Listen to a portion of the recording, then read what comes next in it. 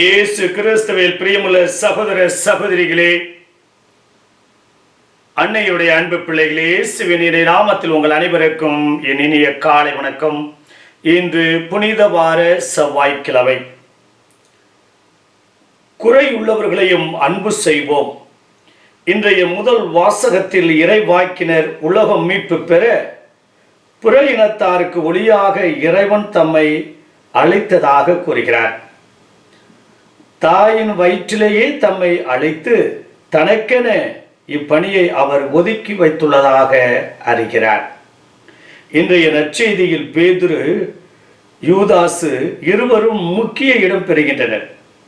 யூதாசு இயேசுவின் வெளிப்பட்ட கடவுளின் திட்டத்திற்கு பணிந்து நடக்காமல் பணத்திற்கு விலை போனான். யூதாசு தம்மோடு கூட இருந்தும் தனக்கு குழிபறிக்கும் போது அந்த வலி இயேசுவை உலுக்கி இருக்கும், வேதனை உண்டாக்கியிருக்கக்கூடும். இருப்பினும் தீர்மானத்துடன் நீ செய்ய வேண்டியதை உடனே செய் என்கின்றார் இயேசு. பேதுரு தனக்கு துன்பம் வந்துவிடும் என்ற பயத்தில் இயேசுவை தெரியாது என்று மறுதலிக்கின்றார். நமது வாழ்விலும் இதுபோல துரோக நிகழ்வுகள் நடக்கலாம். இயேசுவை போல நாம் தனித்து விடப்படலாம். இயேசுவை போல அவர்களையும் அன்பு செய்து வாழ அருள் கேட்போம். நண்பனுக்கோ தெரிந்த நபருக்கோ அல்லது நமக்கு உதவி செய்தவர்களுக்கோ உதவி செய்யவில்லை என்றாலும் திறம் கொடுக்காமல் இருக்க வேண்டும்.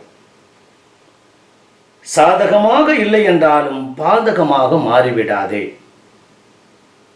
பிரியமானவர்களே, அற்புதமான ஆண்டவருக்கு பிடித்தமான சீடர்கள் இருவரும் ஒருவர் காட்டி கொடுக்கின்றார், ஒருவர் மறுதலிக்கின்றார். பொருளாதாரத்தை யூதாசிடம் கொடுக்கின்றார். ஆனால் பேதுரும் யூதாசும் நம்பகத்தன்மை இழக்கின்றார்கள். நம்பிக்கை துரோகம். நாமும் நம்முடைய அன்றாட வாழ்க்கையில் யாருக்கும் நம்பிக்கை துரோகம் செய்யாமல், மற்றவர்களுக்கு குழி தோண்டாமல், மற்றவர்களுக்கு பாதகமாக இருக்காமல் ஆண்டவரிடம் ஜெபிப்போமா?